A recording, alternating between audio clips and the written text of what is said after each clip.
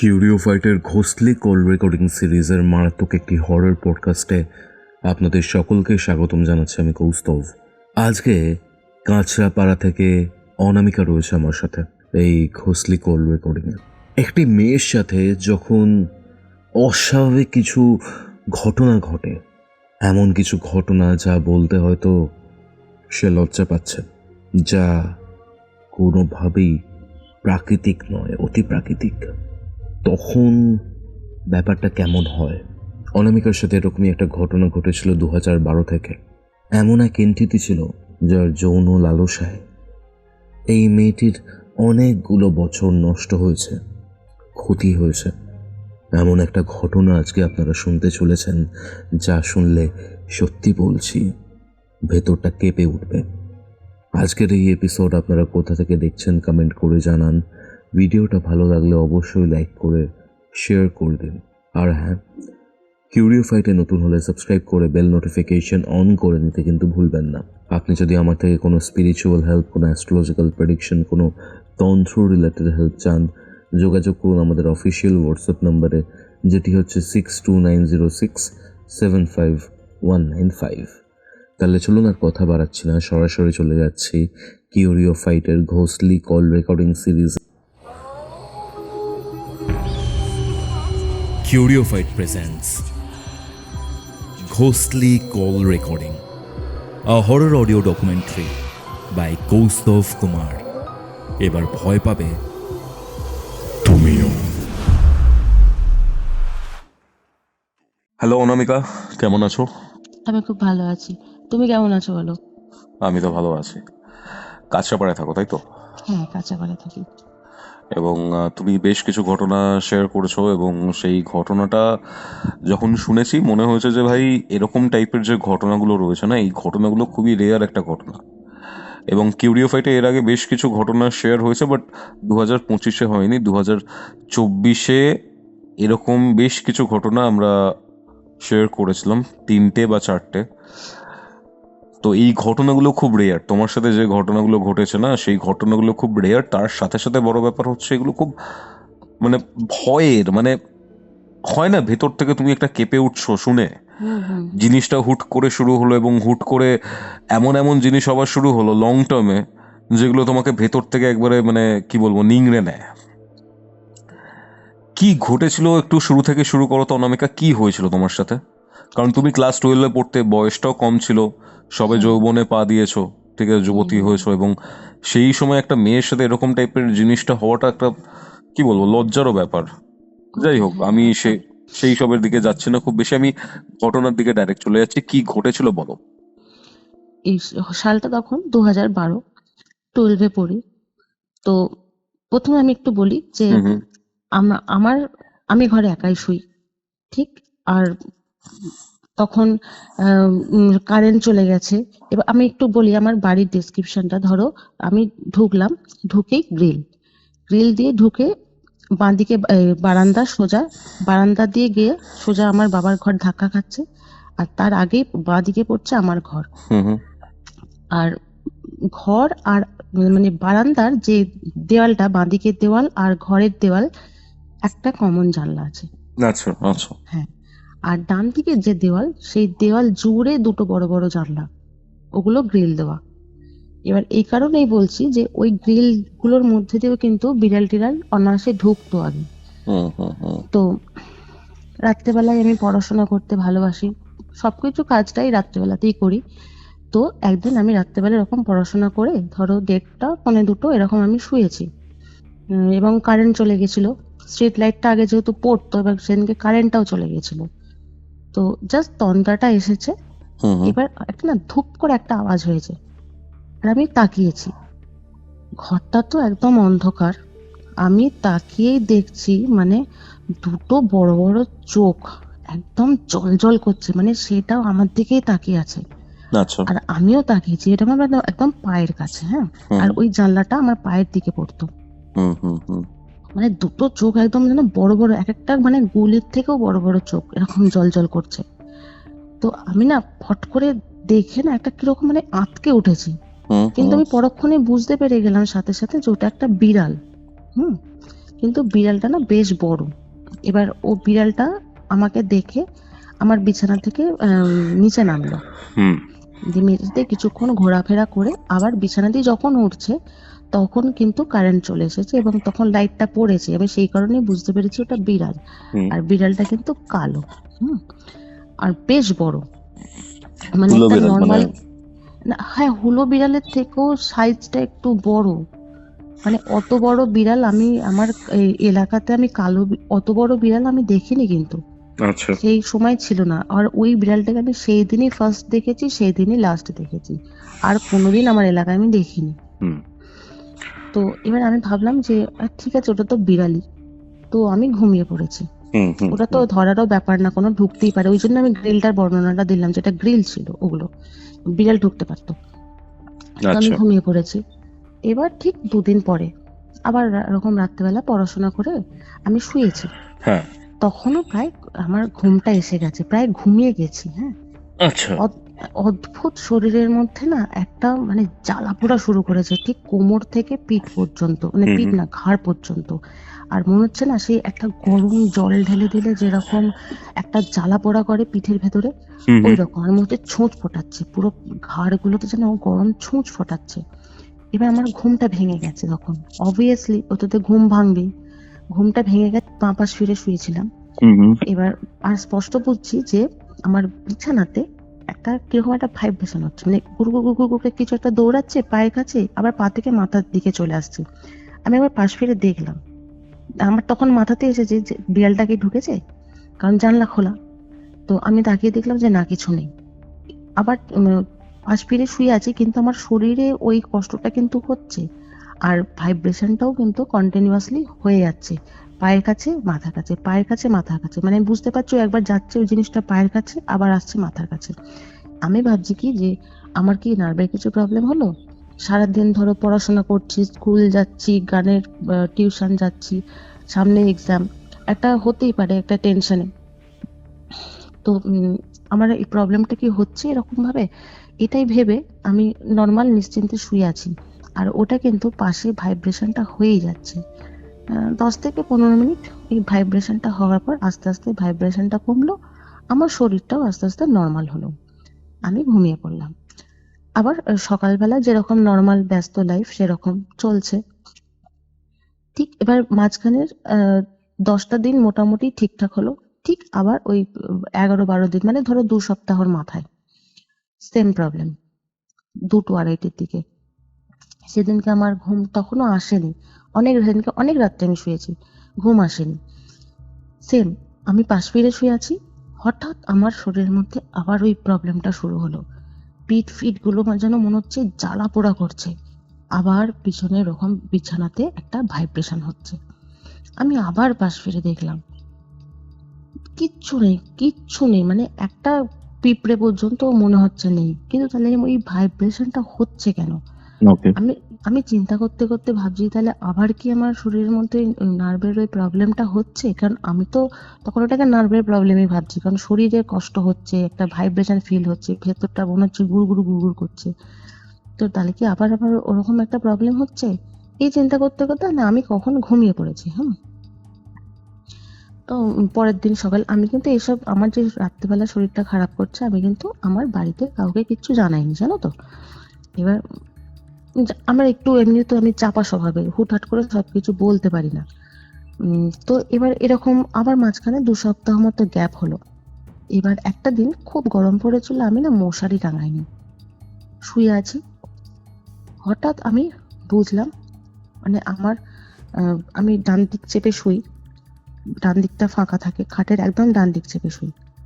আমি স্পষ্ট বুঝতে পারছি যে একটা ভারী কিছু, মানে হাওয়াটা কিন্তু একটু ভারী টাইপের। হ্যাঁ, মানে এখন যেটা আমি তোমাকে বলতে পারছি যেটা হাওয়াটা ভারী টাইপের, তখন কিন্তু এই মানে এই ডেসক্রিপশনটা আমি তখন দিতে পারতাম না বা বুঝতে পারিনি, কিন্তু একটা ভারী কিছু, একটা যে ওখানে একটা কিছু মানে প্রেজেন্স আছে, জায়গাটা অদ্ভুত হয়ে গেছে, সেটা কিন্তু আমি তখন বুঝতে পারছি। ওই ভারী মানে হাওয়া জিনিসটা আস্তে করে আমার বিছানাতে বসলো, মানে উঠলো, সেটা আমি বুঝলাম। আমাকে টপকালো, সেটা বুঝলাম। টপকে আমার পাশে শুয়ে পড়লো। পুরোটা আমি বুঝতে পারলাম, এতগুলো জিনিস আমি পুরোটা বুঝতে পারলাম। আমি বাঁ দিক ঘুরলাম, দেখি কিছু নেই, পুরো পরিষ্কার আমার বিছানা। কিছুক্ষণ আমি চোখটা বন্ধ করে না চুপচাপ শুয়ে রয়েছি। আমি কিছু ভাবছি না যে আমার ভয় করছে বা শরীর কিছু খারাপ, আমি কিছু ভাবছি না, আমি নর্মাল, আমার ব্রেনটা তখন ব্ল্যাঙ্ক হয়ে গেছে, চুপচাপ আছি। কিছুক্ষণ পর দেখলাম উঠলো, বুঝতে পারছি কিন্তু, হ্যাঁ, যেটা তো মানে তুমি দেখবে তোমার পাশ থেকে কেউ উঠলে তো যেরকম তুমি বুঝতে পারবে। উঠলো, আবার আমাকে টপকালো এবং আবার চলে গেল। মানে এবার খাট থেকে নেমে যেন মনে হলো আমার ওই খাটের তলাতেই যেন ও ঢুকে পড়লো। এটা আমি কিছুক্ষণ চিন্তা করলাম যে জিনিসটা আমি কি ফিল করছি, আমি কি আদৌ সত্যি ফিল করছি নাকি স্বপ্ন দেখছি। মানে একটা অন্যরকম জগতের ওইটুকু টাইম না আমার মনে হচ্ছে যেন একটা অন্যরকম জগতের মধ্যে আছি। মানে আমি ঠিক বিশ্বাস করতে পারছি না জিনিসটা। আর পরের দিন সকালে অদ্ভুত ভাবে আমি কিন্তু এসব নিয়ে কিছু চিন্তা করতাম না, মানে আমার জন্য ওটা ব্রেন থেকে আউটই হয়ে যেত। হ্যাঁ, ঠিক দুদিন পরে, এগুলো এখন যেগুলো তোমায় বলছি এগুলো কিন্তু সব রাত্রেবেলার ঘটনা। হ্যাঁ, ঠিক দুদিন পর পড়াশোনা করে আমি আবার ঘুমিয়েছি, তখন অলরেডি আমি ঘুমিয়ে পড়েছি। দেখছি হট করে না দরজাটা দাম দাম দাম দাম করে 5 থেকে 6 বার জোর আওয়াজ হয়েছে। মানে আমার যে বারান্দা থেকে ঢোকার দরজা, আমাদের ঘরে দুটো করে দরজা, বারান্দা থেকে ঢোকার দরজা আর ভেতর দিকে যাওয়ার একটা দরজা। এই ভেতরের দিকে দরজাতে দাম দাম করে জোর 5 থেকে 6 বার আওয়াজ হয়েছে। আর আমি তো লাফ মেরে উঠে পড়েছি। আমি যে কিসের আওয়াজ হলো, এটা হাওয়াতে? কিন্তু হাওয়াতে তো এরকম ভাবে আওয়াজ হবে না, হাওয়াতে একটা নর্মাল একটা ধুম ধুম এরকম একটা আওয়াজ হতে পারে, এত জোর দরজা পেটানোর তো আওয়াজ হবে না। তাহলে কি মা বাবাকে উঠেছিল টয়লেটে, হয়তো ঘুমের ঘরে হতেই পারে ধাক্কা খেয়ে গেছে। কিন্তু আমি এটা মনে মনে ভাবছি যে দরজাটা খুলবো, কিন্তু যদি বাথরুমের গেট লাগানো বা খোলার আওয়াজ আমি পাই তবেই আমি দরজাটা খুলবো, নয়তো খুলবো না। এবার আমি না ওয়েট করছি যে বাথরুমের দরজার আওয়াজটা আমি পাই কিনা, কিন্তু বাথরুমের দরজার কিন্তু আওয়াজ আমি আর পেলাম না। এবার আমি তখন চিন্তা করলাম যে হয়তো আমার ঘুমের সময় হয়তো বাথরুমে চলে গেছে, সেই আওয়াজটা আমি পাইনি, ফেরার সময় হয়তো এই কেসটা ঘটেছে। মানে কিরকম উল্টোপাল্টা লজিক আমি নিজেকে বোঝাচ্ছি। একদমই তাই। হ্যাঁ, এবার আমি প্রত্যেকটা ঘটনা তো জেনে শুনেও লজিক নিয়েছি। এবার পরের দিন সকালে মাকে জিজ্ঞেস করলাম, তো মা বলছে কই না তো, আমি তো উঠিনি। তা বাবাকে জিজ্ঞেস করলাম, বাপিও বলছে না আমিও তো উঠিনি। কেন, কি হয়েছে? বললাম না এরকম একটা আওয়াজ হয়েছে। তা মা বলছে দেখ তোরটা তো ঘুমের ঘোরে ওটা ভুল হতে পারে। বললাম হতে পারে তাহলে। তো এইরকম ঘটনা কিন্তু আমার রাত্রেবেলাতে হচ্ছে। হ্যাঁ, তারপরে আর কি কি হয়েছে আমার ঠিক ওটার মাথাতে আমার ঠিক মনে নেই। এরকম হতে হতে মানে কি বলতো, এগুলো রেগুলারই হচ্ছে তো, এবার সেই জন্য আমার সেগুলো আর মনে নেই। হতে হতে কিন্তু এইচএস আমি পাশ করলাম। পাশ করার পর মানে সরি এইচএস পরীক্ষা দিলাম। পরীক্ষা দেওয়ার পর আমি ঘুরতে গেলাম হচ্ছে আমার মাস্তুতো দিদির বাড়ি, মাস্তুতো দিদির শ্বশুর বাড়িতে। ওখানে গিয়ে আমরা মানে কি করতাম, রাত্রেবেলা করে একটু গল্প করতাম। আর দেখবে মানে গল্প করা মানে বাঙালিদের একটা মানে একটা ভূতের গল্পের একটা আসর বসেই। তো রাত্রি করে গল্প করতাম। তো ওই যে দিদির যে শাশুড়ি, উনি না একজনের ওনার মানে রিলেটিভ, কেউ দিদি হবে কি কিরকম এরকম একজন কেউ হবে, ওনার একটা ওনাকে যে ভূতে ধরেছিল বা এরকম একটা কিছু, উনি সেই ঘটনাটা বলছেন এবং তার সিমটমস গুলো বলছেন যে ওনার মনে হতো ওনার পাশে কেউ আছে বা বিছানাতে উনি ওনার প্রেজেন্স ফিল করতো। তো আমি না ঘটনাটা শুনছি আর আমার মাথাতে কিন্তু চলছে যে এই সিমটম গুলো কিন্তু আমার সাথেও হচ্ছে। তাহলে কি আমি ওনাকে বলবো ঘটনাটা? নিজের মনে মনেই চিন্তা করছি। চিন্তা করতে করতে ভাবছি যে না বলেই ফেলি, দেখি কি বলে। তখন আমি ওনাকে বলছি যে জানো আমার সাথেও না এই সিমটমস গুলো হয়। তো বলছি কি সিমটম গুলো হয় একবার বল আমায়। মানে ওই দিদির শাশুড়ি বলছেন। আমি যে আমারও না মনে হয় যে আমার বিছানাতে কেউ রয়েছে, আমার পাশে শুয়ে পড়ছে, মানে যা যা তোমাকে আমি বললাম সবগুলো ওনাকে বললাম। ওনার মুখটা না কাচুমাচু হয়ে গেল জানো। বলছে এগুলো তোর সাথে হচ্ছে? কতদিন ধরে হচ্ছে? আমি বললাম ধরো একদম অনেক দিন থেকে হচ্ছে। বলছে তুই বাবা মাকে বলেছিস? আমি বলছি না, কিছু বলিনি। বলছে আমার না মনে হচ্ছে তোর সাথে কিছু খারাপ হচ্ছে, তুই আমার সাথে একটা ওঝার কাছে যাবি। বললাম ওঝা? বলছে হ্যাঁ আজকে তো সোমবার, কালকে মঙ্গলবার, উনি পাড়াতেই থাকে, মঙ্গলবার আর শনিবার করে উনি বসে, তুই যাবি? তাই আমি বললাম হ্যাঁ চলো। আমার তো খুব আনন্দ, ওঝার কাছে যাব। এবারে তো কিন্তু এবার ভয় লাগছে যে হুট করে বাবা মাকে না বলে যাব, কিছু খারাপ হয়, একটাও তো পিটানি বাইরে পড়বে না। তো ঠিক করলাম যে সকালে জানাবো, মা বাবাকে জানাবো, জানিয়ে আমি যাব। সকালে মাকে ফোন করে বললাম যে মা এরকম এরকম একটু হয়েছে ব্যাপার, আমি ওই মামুনির সাথে একটু ওঝার কাছে যাচ্ছি। এবার মা একটু শুনে অফেন্ডেডই হলো, যে না জেনে শুনে হুটহাট করে যাচ্ছিস। আমি বললাম যাই না, পরে এসে কি হলো তোমায় বলবো। তো দুপুরবেলায় গেলাম ওনার কাছে। উনি লোকটার কাছে, উনি লোকটা না ওই মনসা ঠাকুরের পুজো করেন। তো ওনার কাছে গেলাম, অনেক লোকজন ভর্তি। যখন আমার পালা এলো আমি গেলাম, আমাকে বললো কি যে তুই না চুলটা খুলে বস। আমি চুল খুলে বসলাম, দিয়ে আমাকে দেখে, আমি কিন্তু কিছু ওনাকে বলিনি, বা ওই দিদির শাশুড়িও কিন্তু কিচ্ছুটি বলেননি। তো আমাকে বলছে তোর সাথে 1 বছর ধরে কি হচ্ছে মা বলতো? তোর মনে হচ্ছে যে তোর পাশে কেউ শুয়ে পড়ছে বা তোর সাথে কেউ রয়েছে? আমি বলছি হ্যাঁ হচ্ছে। বলছে তোর চোখ মুখের অবস্থা দেখেছিস? তোর চোখের নিচে কত কালি পড়েছে। আমাকে একটা কথা বলো, হুম ঠিক আছে অনামিকা, হুম তোমার কি কখনো মনে হতো এই যে ধরো তোমার পাশে কেউ শুয়ে পড়ছে, তোমাকে টাচ করছে, তোমাকে হুম প্রবলেম ক্রিয়েট করছে, হুম এই হুম। পুরো ব্যাপারটা কি সেক্সুয়াল ছিল বাই নেচার? আমি তখন বুঝতে পারিনি, এটা আচ্ছা, পরে বুঝতে পেরেছি। ঘটনা আচ্ছা। যত এগিয়েছে তত হুম। বুঝতে পেরেছি, তখন আমি কিছুই বুঝতে পারিনি এটা যে ভূত প্রেতের ব্যাপার, সেটা আমি আমার মাথাতেও আনিনি। মানে যখন আমি তুমি জেনেছি। ওঝার কাছে গেলে তারপরের ব্যাপারটা বলো, এই জায়গাটাতে আমরা হ্যাঁ আসছি হ্যাঁ আবার। হ্যাঁ হ্যাঁ, হ্যাঁ। এবার উনি আমাকে বলল, এবং উনি এটাও বললো জানিস তোর সাথে যে ও কিন্তু তোর সঙ্গে আর কাউকে থাকতে দেবে না, তোকে কিন্তু একা করে দেবে। হুম। ও আর যে চোখের নিচে কালি দেওয়ার কথা বললো, তা আমি বললাম কি আমি তো রাত্রির দিকে পড়ি, হতেই পারে সেই কারণে হয়েছে। বলছে হ্যাঁ তোরা তো এখন বেশি শিক্ষিত, ওরা শিক্ষিতর মতনই কথা বলবি, একটু ঠুকে কথা বললো।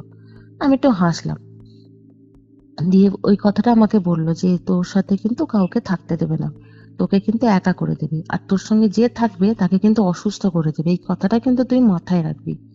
আমি বললাম আচ্ছা ঠিক আছে। তো উনি কি করলেন, উনি আমাকে দুটো মাদুলি দিলেন, বলে একটা কোমরে পরবি আর একটা হাতে পরবি, আর মা মনসার ভস্য দিচ্ছি, পুজোর ভস্য দিচ্ছি, প্রত্যেক দিন করে এটা জিভে ঠেকাবি, যতদিন আচ্ছা, ভস্যটা না আচ্ছা। শেষ হচ্ছে হুম। জিভে ঠেকাবি, আর প্রত্যেক মাসে এটা শুদ্ধ করবি। বললাম ঠিক আছে।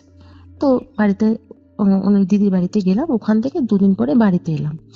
বাড়িতে এসে মাকে জানালাম যে মা এই এই প্রবলেম হচ্ছিল, তো উনি এই জিনিসগুলো দিয়েছে। মা বলছে দেখ এরকম হট করে নিচ্ছিস, যদি কিছু হিতের বিপরীত হয়। তখন আমি বললাম যে দেখো যে ও প্রবলেমগুলো বলছে আমার তো সত্যি একটা অসুবিধা হচ্ছে, এবং উনি যেটা বলছে সেটাই কিনা সেটা আমি জানি না, তবে কিন্তু একটা আমার অসুবিধা হচ্ছে। এবার দেখি না এই মাদুলিগুলো পরে যদি কমে তাহলে তো আমারই ভালো, আর যদি মাদুলিগুলো পরার পরে আমার মধ্যে কিছু অ্যাবনর্মালিটি তুমি দেখতে পাও, তুমি আমায় বলবে, আমি মাদুলিগুলো খুলে ফেলবো। মা বললো ঠিক আছে। এবার ওই মাদুলিগুলো পরার পর থেকে কিন্তু আমি একদম ক্লিয়ার, মানে একদম আমি সুস্থ। আমার রাত্রে না কোনো প্রবলেম হচ্ছে, না দিনে, দিনে তো তখন হতোই না, কোনো প্রবলেম কিন্তু আর হচ্ছে না। এবং মা কিন্তু রোজ জিজ্ঞেস করতো যে আর কিছু প্রবলেম হচ্ছে? আমি বলতাম কিন্তু না, হচ্ছে না। প্রত্যেক মাসে শুদ্ধ করতাম। হ্যাঁ, এই শুদ্ধ করে করে 2013 সালটা কাটলো। কিন্তু এর সঙ্গে একটা জিনিস যেটা আমার হলো, আমার কিন্তু কেরিয়ারটা বরবাদ হয়ে যাচ্ছে। হুম। মানে আমি কলেজে ফেল করে গেছি ফার্স্ট ইয়ারে। 2014 সালে সেকেন্ড ইয়ারে আমি ফেল করে গেছি। মানে ভাবতে পারছো কি অবস্থা? এবার আমার একটা মানসিক চাপ পড়ে যাচ্ছে, যেখানে আমি কোনোদিন সেকেন্ড হইনি। হ্যাঁ, 1 থেকে আমি এইচএস পর্যন্ত কোনোদিন সেকেন্ড হইনি। সেই মানুষটা কি কখনো ফেল করতে পারে? হয়তো খুব হতে পারে যে খুব বকে গেলাম, টেনে টেনে পাস করলাম, কিন্তু ফেল করে যাব এটা হতেই পারে না। ফেল করে যাচ্ছি। তো কিন্তু রাত্রে আমার আর কোনো প্রবলেম হচ্ছে না। এবার 2014 সালে মোটামুটি একদিন আমার, আমি না ওই মিডিল মানে বছরের মিডিলের দিকে একদিন শুদ্ধ করতে আমি ভুলে গেছি। কারণ কি, আমি ভেবেছি যে বোধহয় যে জিনিসটা ছিল সে প্রবলেমটা বোধহয় কেটে গেছে, সেই জন্য আমি আর শুদ্ধ করাতে একটু ডিলে করে দিয়েছি, শুদ্ধ করিনি। কি বলবো তোমাকে, প্রথম 2 দিন গেল শুদ্ধ করিনি। তৃতীয় দিন রাত্রেবেলা আমি শুয়েছি, সেদিনকে 11টা 11:30টায় শুয়েছি। বাবার ঘরে লাইট বন্ধ, আমার ঘরে লাইট বন্ধ, দরজা বন্ধ। আমি শোবার কিছুক্ষণের মধ্যেই আমি স্পষ্ট বুঝতে পারছি আমার মাথার পিছনে কিছুর একটা প্রেজেন্স রয়েছে, এবং সে আস্তে আস্তে আমার সামনে এলো। মানে আমি ওটা এখন ফিল করলেও আমার কি, মানে আমার বলতেও যেন একটা ভেতরে কষ্ট হচ্ছে, মানে একটা শ্বাসকষ্ট টাইপের হচ্ছে বলতে গিয়ে। আমার সাইডে এলো মাথার পিছন থেকে, এসে না অদ্ভুত একটা নিঃশ্বাস আমি বুঝতে পারছি আমার সারা গায়ে পড়ছে, মানে একটা গরম নিঃশ্বাস। যখন গলায় পড়ছে তখন কিন্তু কোমরের দিকে না, আবার নিঃশ্বাসটা পড়তে পড়তে যখন কোমরের দিকে যাচ্ছে তখন কিন্তু গলার দিকটা নর্মাল বুঝতে পারছি। এবার আর তখন আর যে ওই যে আমার শরীরে যে প্রবলেমটা হতো, যে অদ্ভুত ভাবে গা জ্বালা করতো, ওই গা জ্বালাটা কিন্তু তখন হচ্ছে। আর ওই জিনিসটা এলেই না আমার শরীরটা অদ্ভুত ওরকম ভাবে গা জ্বালাটা শুরু হয়ে যেত। তখন আমি বুঝতে পারতাম যে এবার কিছু প্রবলেম হবে।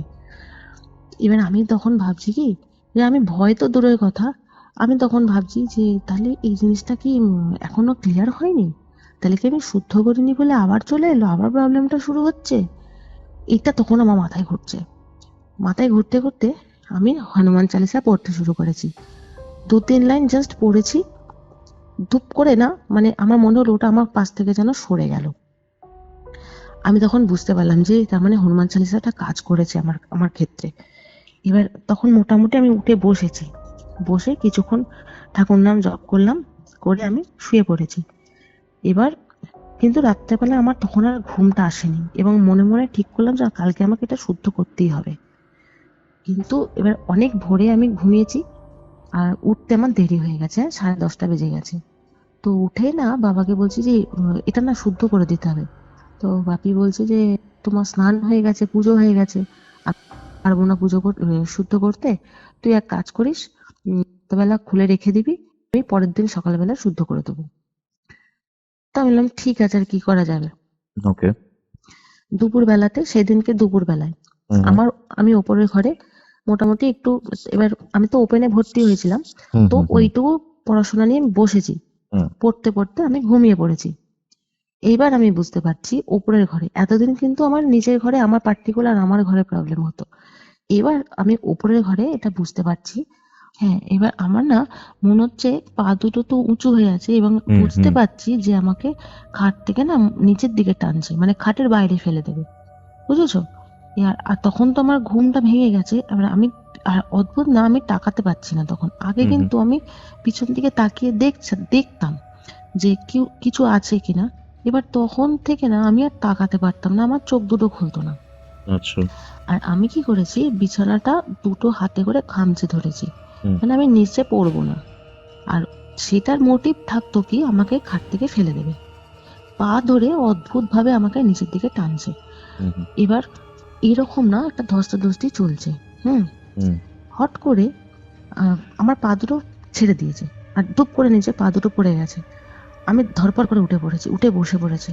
তো তাকেই দেখছি যে মা হাতে সন্ধ্যের প্রদীপ আর ধূপ নিয়ে ঘরে ঢুকেছে। আমার পাশেই ঠাকুর ঘর, মানে উপরের ঘরের পাশেই ঠাকুর ঘরটা। মানে মা ঢুকেছে সন্ধ্যের প্রদীপ নিয়ে, তারপরই ছেড়ে দিয়েছে তখন ব্যাপারটা। হ্যাঁ, তখন ছেড়ে দিয়েছে। এবার আমি তখন বুঝলাম যে তার মানে মা এসেছে বলে আমাকে ছেড়ে দিয়েছে। আর ওরকম যে উঠে বসে পড়েছি, তো মা জিজ্ঞেস করছে যে কি রে, এরকম ভাবে বসে পড়লি হট করে? আমি তখন বলছি না কিছু না, আমার সন্ধ্যা হয়ে গেছে, আমার তো পড়া ছিল, সেই জন্য দেরি হয়ে গেল, ঠিক আছে আজকে তাহলে যাওয়া যাবে না বলে নিচে চলে গেছে, আর কিছু বলিনি। বললে যদি টেনশন করে, এই ভয়ে আমি আর কিছু বলিনি। এবার সেই দিনকে রাত্রেবেলা শুয়েছি, একাই কিন্তু শুয়েছি, একবারও বলিনি যে তুমি আমার সাথে শো, আমি একাই শুয়েছি। আবার আমি বুঝতে পারছি যে মানে দরজাটা খালি বন্ধ হয়েছে, বাবার ঘরের লাইটটা বন্ধ হয়েছে। আমার ঘরের লাইট তো বন্ধ করে শুয়েছি। এবার যেই বাবার ঘরে লাইট বন্ধ হয়েছে, এবার বুঝলাম যে আমার ঠিক মাথার বাঁ দিকে চলে এসছে। এবার জিনিসটা, হ্যাঁ, তুমি আমাকে একটা কথা বলো, তুমি কি বলো। ওর স্পর্শে বা ওর যখন প্রেজেন্স থাকতো, ঠিক আছে, হুম হুম তুমি কি বুঝতে পারতে জিনিসটা ছেলে না মেয়ে, মানে কি ধরনের সত্তাটা কি না, বুঝতে পারতে? আমার আমার মনে হতো ওটা মেয়ে। প্রথম কথা যে ওটা কোনো একটা আত্মা বা কিছু, সেটা আমি তখন বুঝতাম না, মানে আমি জানতাম না। এখনো পর্যন্ত আমি জানি না। ওই লোকটা আমায় বলেছিল, কিন্তু আমার মাথার উপর দিয়ে গেছে, আমি বিশ্বাস করিনি। হ্যাঁ, হুম। মানে তখনের ফিলিংসটা তোমাকে আমি কিভাবে বলবো আমি জানি না। এবার পরে যখন আমি জেনেছিলাম যে ওটা একটা আত্মা ছিল এবং সেটা একটা পুরুষ আত্মা ছিল, তখন তার টাচগুলো কিন্তু আমি রিয়েলাইজ করেছি যে হ্যাঁ, এটা একটা ছেলেরই টাচ হতে পারে।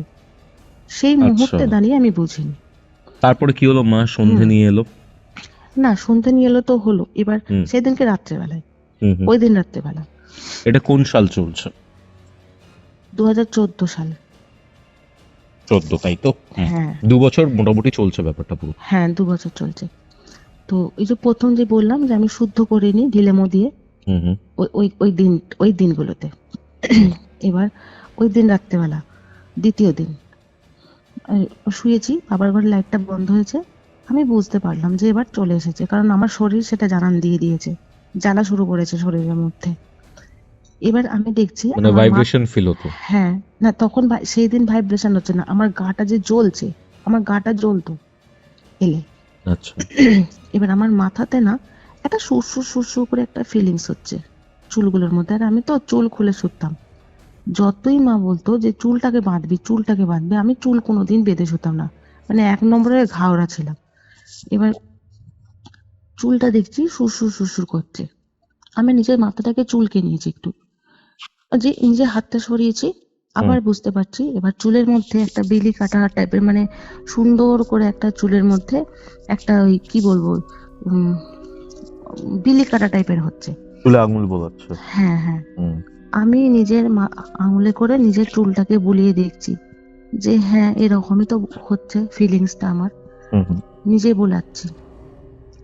আবার যে আমি নিজের হাতটাকে সরালাম, আবার হুম দেখছি ওই বিলি কাটাটা হচ্ছে, এবং হুম। একটা আঙুল হয়তো হবে, সেটা আমার কান থেকে গলা পর্যন্ত এসে তার সামনে একটা সুরসুরি টাইপের একটা ব্যাপার হচ্ছে। সরু টাইপের কিছু একটা ফিলিংস হচ্ছে, সেটা আঙুল কিনা তখন জানতাম না। সরু টাইপের একটা ওই ফিলিংস হচ্ছে। আমি তখন মনে মনে ভাবছি এখন আমি এবার হনুমান চালিসা পড়বো না, দেখি কতদূর বাড়ে জিনিসটা। হুম, হুম। আমি হনুমান চালিসা পড়ি না, আমি চুপ করে, আর আমি চোখটা খুলতে পারতাম না তখন, চোখ বন্ধ করে চুপচাপ শুয়ে আছি। এবার দেখছি ওটা না সত্যি আমার গলাতে ঘোরাফেরা করছে। ওই ওই একটা সরু টাইপের জায়গা, যেখানটা যে জায়গাটায় টাচ করছে সেই জায়গাগুলো গরম। হুম, কিছুক্ষণ আচ্ছা। গলায় টাচ করতে করতে করতে করতে নিঃশ্বাসটা পড়তে পড়তে মিলিয়ে গেল। হলো, সেই দিনটা গেল। হুম আমি ঘুমিয়ে পড়লাম। তো সকালবেলায় বাবা নিজেই আমাকে দরজায় নক করলো। আমি উঠলাম, উঠে মাদুলিটা দিলাম, দিয়ে শুদ্ধ করলাম। শুদ্ধ করে ওই যে পড়লাম। আর আমি কিন্তু মাদুলি শুদ্ধ করতে আর কোনোদিন ভুলতাম না, ভুলেও ভুলতাম না। হুম। 2014 সালে ওই দুটো দিন এরকম আমার প্রবলেম হয়েছে। পুরো এবার 14 সালটা কাটলো, আর কোনো প্রবলেম হয়নি। কিন্তু আমার ওই যে পড়াশোনার গন্ডগোল, গান বাজনার গন্ডগোল সব হচ্ছে। হুম। এবার গেল 2015 সাল আসছে। 2015 সালে ফেব্রুয়ারি মাসে আমার মামার বাড়ির দাদু মারা যায়। এবং উনি কাকু বলেছিলেন যে কোনো মরা বাড়ি, মানে অসুচ বাড়িতে যেন না যাওয়া হয়, তাহলে মাদুলিটা নষ্ট হয়ে যাবে। আর দাদু মারা গেছে তখন তো এইসব মাথায় থাকে না। অবশ্যই না। চলে হুম গেছি, চলে গেছি। মা, আমি, বাবা তিনজনেই চলে গেছি। এবার ওখান থেকে কাজ বাজ ছেড়ে বাড়ি ফেরত এসেছি। বাড়ি ফেরত আসার পর যেদিনকে এবার আমার আর মনে নেই তখন শুদ্ধ করার মতো। এবার যেদিনকে বাড়ি এসেছি সেদিনকে রাত্রেবেলাতে আমি আমি না এখনো অব্দি আমার পাটাকে ক্রস করে ঘুমোই। যখন আমি চিত হয়ে শুই, আমার পা দুটো ক্রস থাকে, তখনও থাকতো। এবার হুম। আমি শুয়েছি, আমি কোনো স্পেশাল কারণ ছিল কি? না না, মানে আমার ঘুম আসতো না। পাটা আচ্ছা। ক্রস না করলে ঘুম আসে না।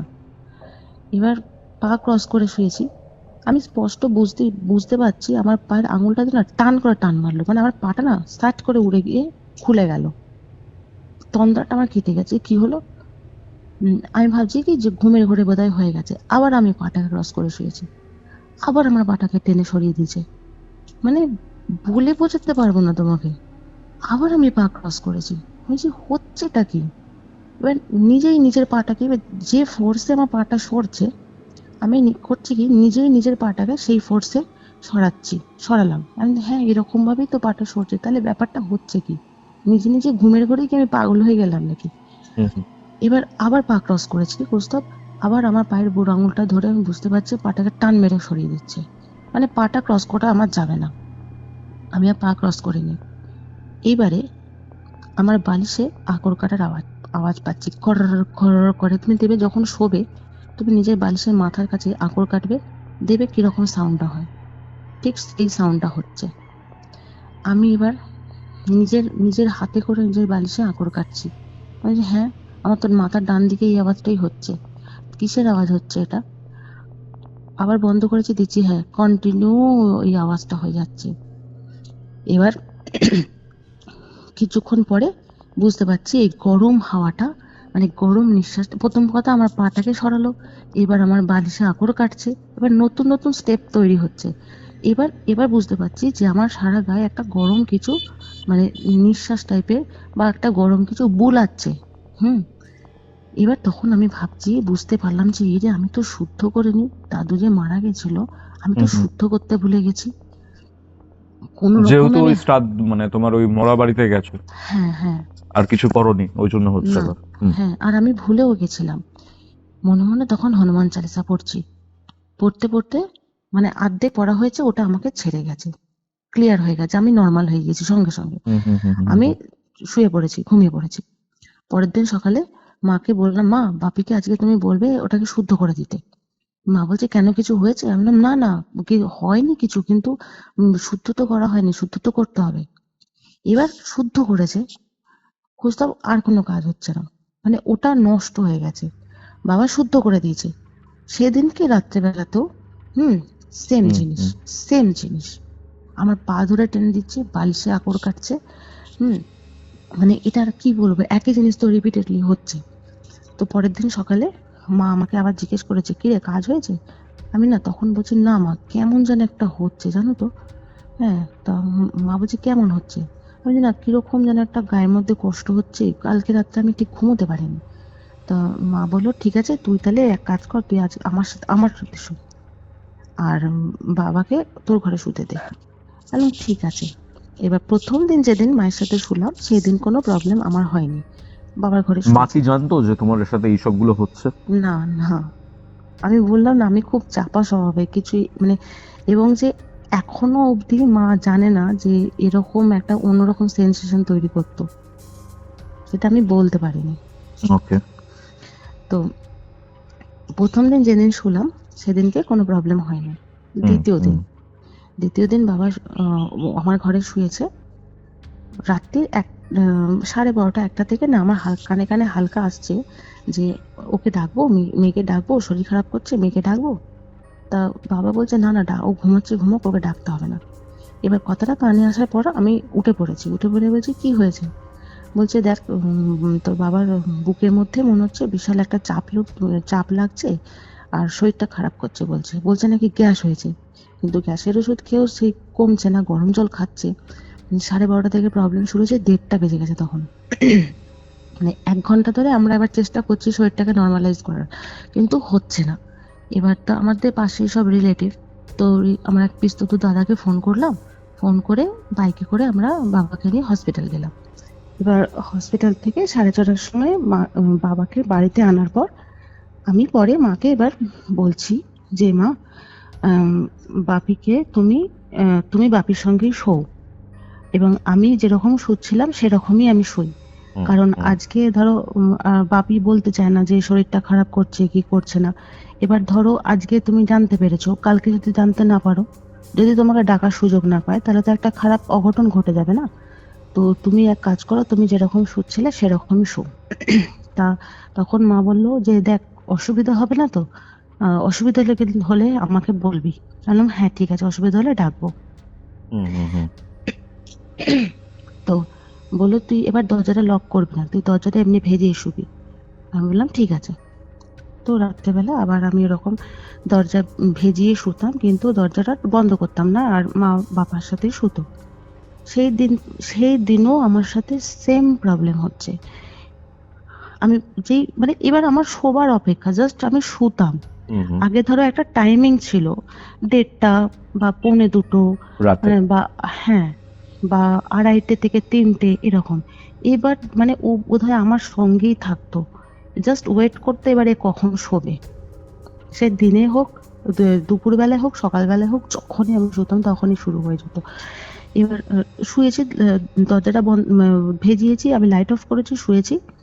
আবার আমি বুঝতে পারলাম মাথার কাছে একটা ভারী মতো কিছু, একটা কিছু প্রেজেন্স আমার শরীরটা জানান দিচ্ছে। অদ্ভুত প্রচন্ড ভাবে শরীরটা জ্বালা করছে, প্রচন্ড ভাবে। এইবার আমার বাঁ হাতটাকে ধরে টানছে, হুম বাঁ হুম হাতটাকে ধরে মনে হচ্ছে আমায় খাট থেকে ফেলে দেবে। হ্যাঁ, কারণ কি তখন আমি আমার খাটের পজিশনটা না মাঝে মাঝে চেঞ্জ করতাম। প্রথম যখন তোমাকে 2012 সালের ঘটনাটা বলেছি, তখন আমার খাটটা ছিল ওই জানলার ওই দিকটাতে। এইবার আমি মাঝে মাঝে যখন চেঞ্জ করতাম, তখন আমার খাটের পজিশনটা একটু ওই দ্বিতীয় যে আমার রান্নাঘরের দিকে যে দরজাটা, সেই দরজা সোজাসুজি আমার খাটটাকে নিয়ে গেছিলাম। ফলে আমার ডান দিকে থাকতো দেওয়াল, আর বাঁ দিকে ফাঁকা জায়গা। হুম হুম হুম তো এবার মনে হচ্ছে যে আমার বাঁ হাতটাকে ধরে টানছে, নিচে ফেলে দেবে, খাট থেকে টানছে, মানে প্রচন্ড জোরে টানছে। হুম হুম। আর আমি কি করছি, মানে ডান হাতে করে আমার বিছানাটাকে টেনে ধরে আছি। হ্যাঁ, আর প্রচন্ড গাটা কাঁপছে আমার তখন। এবার আর তত গতি নিয়ে আমি একটা ছোট হনুমানজির মূর্তি কিনেছিলাম মাটির, সেটা আমার বিছানায় থাকতো। রাত্রে ওটাকে আমি নিয়ে শুতাম। তো আমি কি করেছি, ওই ডান হাতে করে মূর্তিটা বালিশের তলা থেকে বের করে বাঁ হাতে দিয়ে রেখে দিয়েছি। যে হাতটা আমার ওপরে রয়েছে টানছে, হাতটা কিন্তু আমার ওপরে আছে শূন্যে। হ্যাঁ, আমি কি করেছি, ডান হাতে দিয়ে বাঁ হাতে দিয়ে দিয়েছি হনুমানজির মূর্তিটা। সঙ্গে সঙ্গে আমার হাতটাকে ছেড়ে দিল, আর আমার মানে হাতটা বাঁ হাতটা টানছিল তাই তো? হ্যাঁ হ্যাঁ। ওকে। আর আমি ডান হাতে করে মূর্তিটা বাঁ হাতে রেখে দিয়েছি। চোখ বন্ধ করে, কিন্তু আমি তাকাতে পারতাম না। সঙ্গে সঙ্গে আমার হাতটাকে ছেড়ে দিয়েছে, আর হাতটা মানে মূর্তি সমেত হাতটা নিচে পড়েছে। এবার আচ্ছা। তখন মূর্তিটাকে আমি আবার বুকের কাছে নিয়ে হনুমান চালিসা পাঠ করলাম। এটা আমার সাথে কন্টিনিউ এই জিনিসটাই হতো, হুম। রোজ রাত্রে। ঠিক। আর আমি কোনোদিন মাকে বলতাম না। কেন বলতাম না ভগবান জানে। আমি ভাবতাম কি, বললে যদি আবার আমার সঙ্গে শোয়, তাহলে যদি বাবার শরীরটা খারাপ করে। এবার যেহেতু বাবার গায়ে পইতে আছে, সেহেতু না মনে হয় অতটা কিছু প্রবলেমই ক্রিয়েট করতে পারেনি। হুম। এবার তখন একদিন আমার মাথায় এলো যে ওই কাকুটা বলেছিল যে তোর সাথে কিন্তু কাউকে থাকতে দেবে না, তোকে কিন্তু একা করে রাখবে। এই কথাটা আমার মাথায় এসেছে।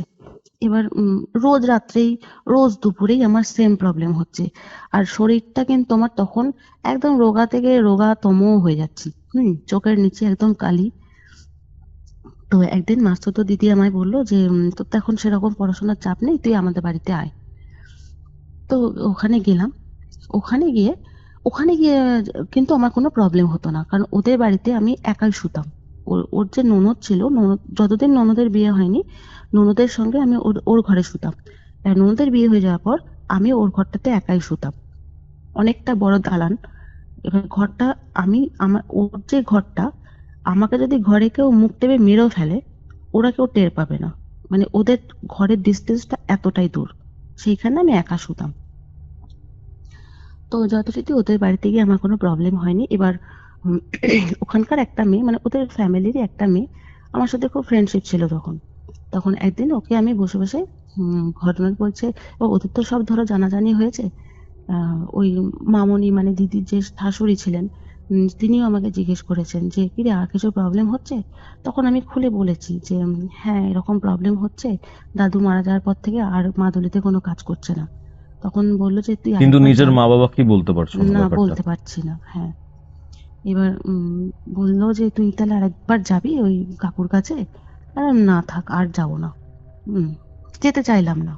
উনি আর জোরও করলেন না, কিন্তু আমাকে বোঝানোর চেষ্টা করেছিল ওনার যথাসাধ্য।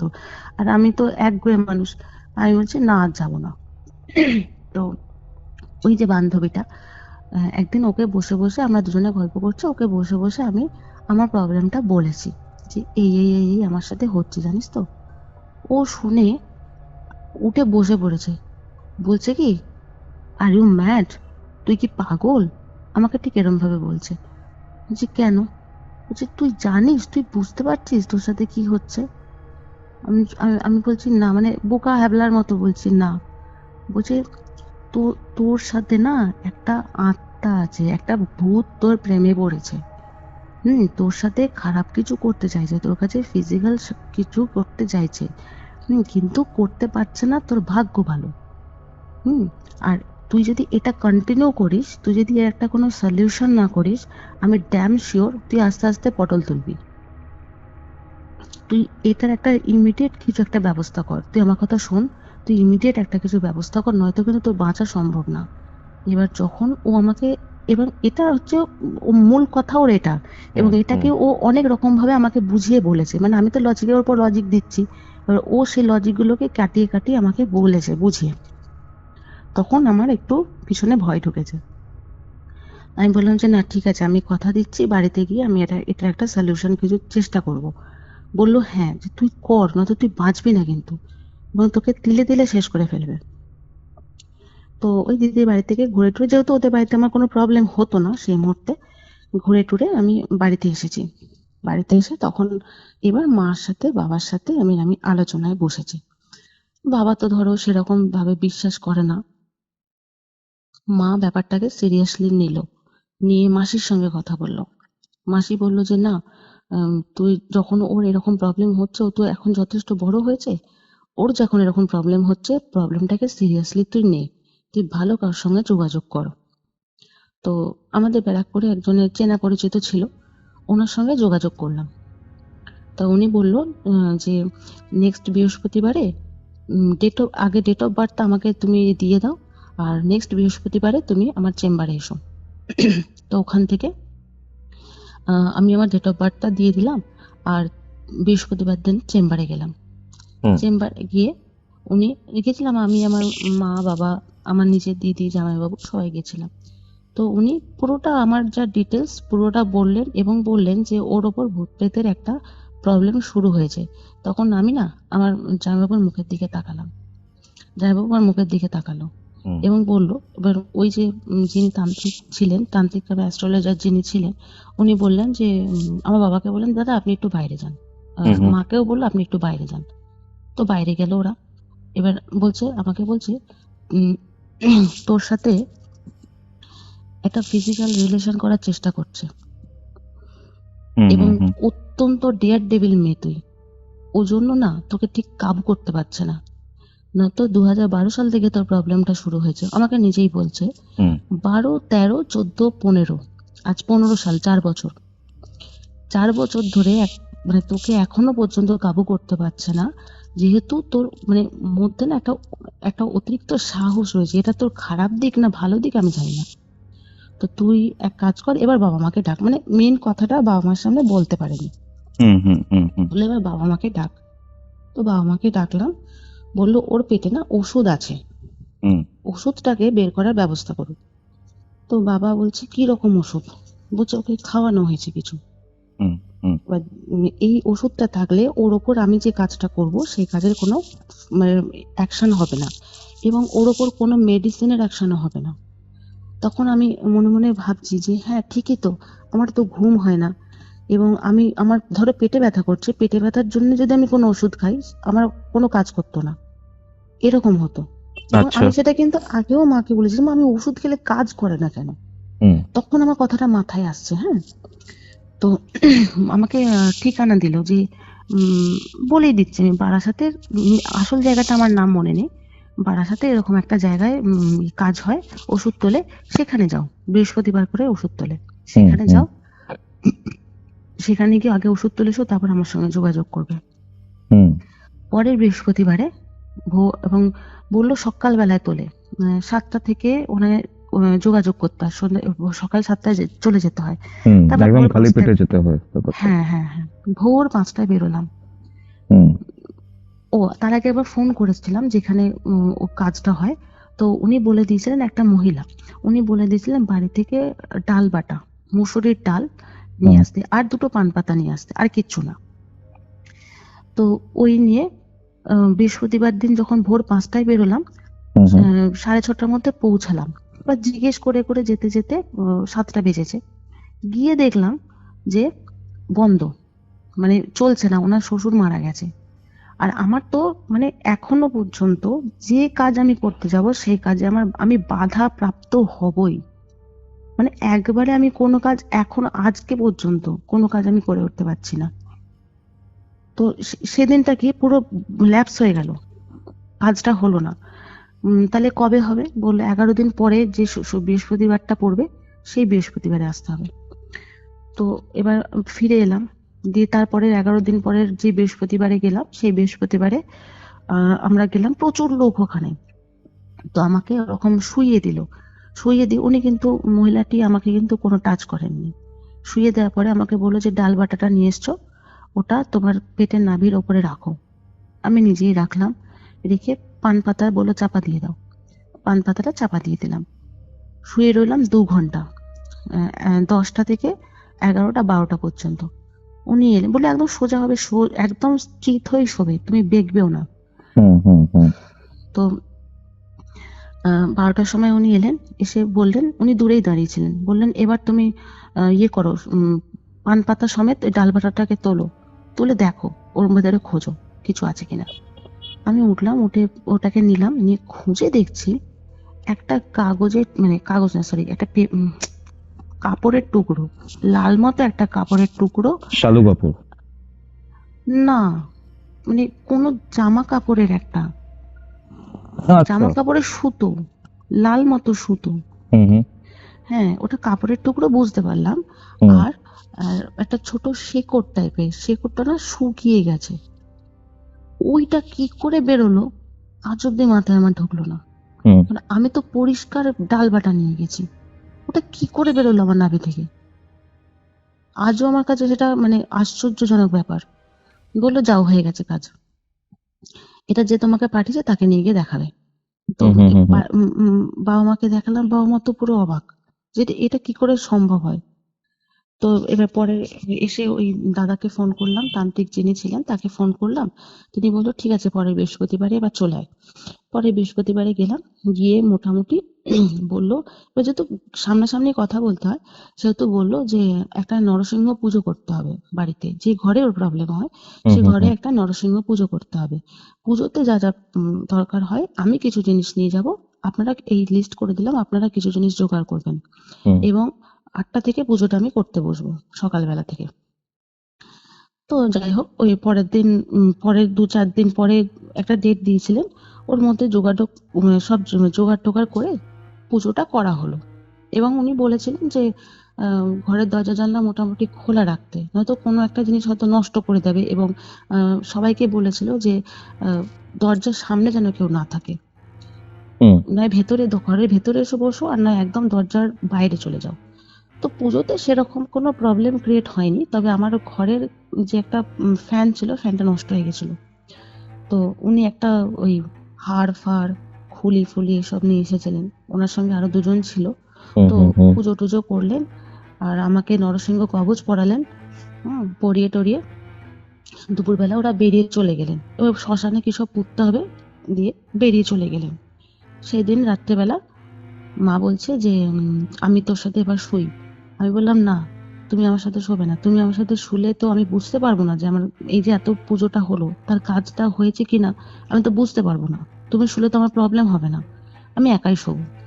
তা মা বলছে কি রে, তুই কি করে একা শুতে চাইছিস? আমি বললাম হ্যাঁ আমি শোবো, তোমার কোনো চিন্তা নেই, আমার পাশে ফোন রয়েছে, অসুবিধা হলে আমি ফোন করব।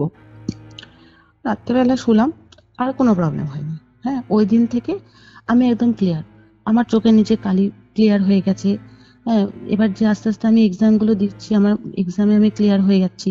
হুম হুম হুম ঠিক 6 মাস, 6 মাস আমি ঠিকঠাক ছিলাম। 6 মাস পর একদিন আমি বাইরে বেরিয়েছিলাম, ওখান থেকে ফিরছি বাড়িতে।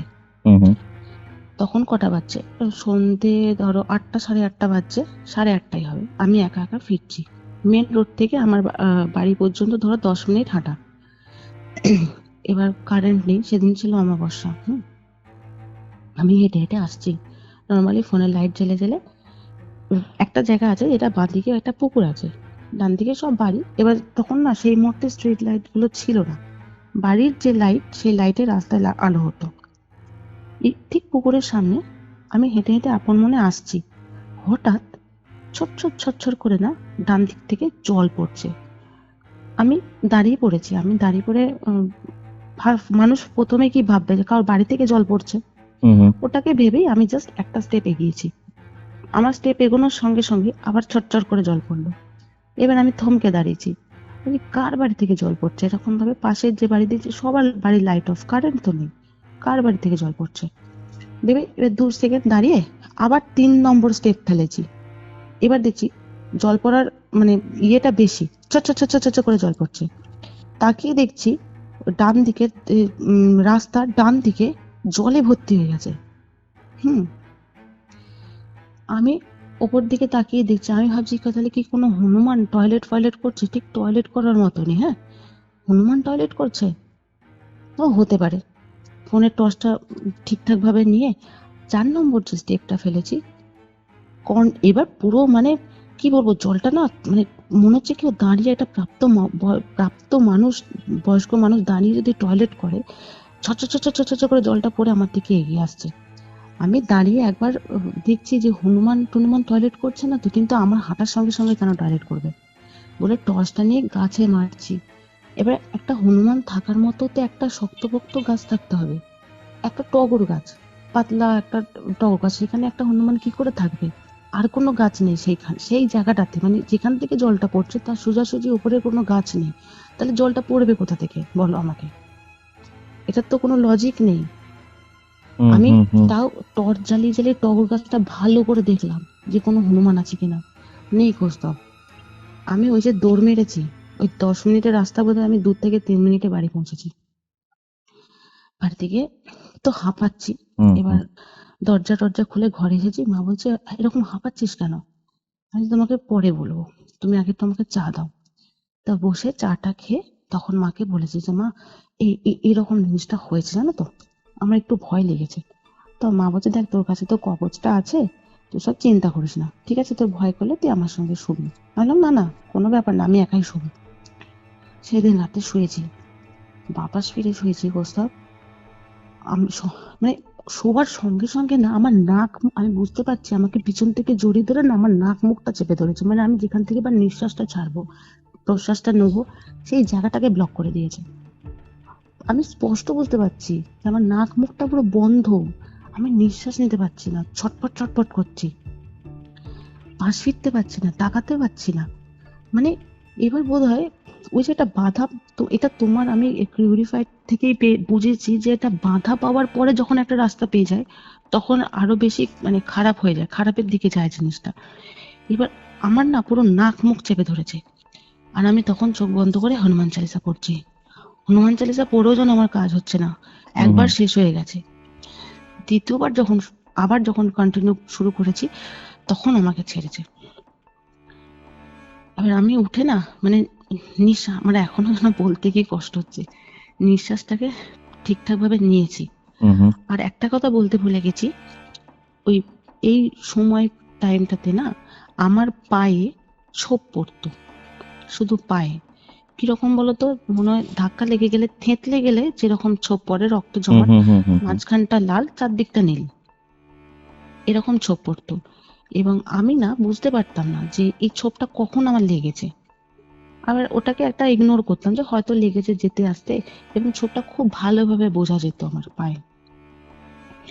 তো উঠে এবার জল টল খেয়ে আমি শুয়েছি।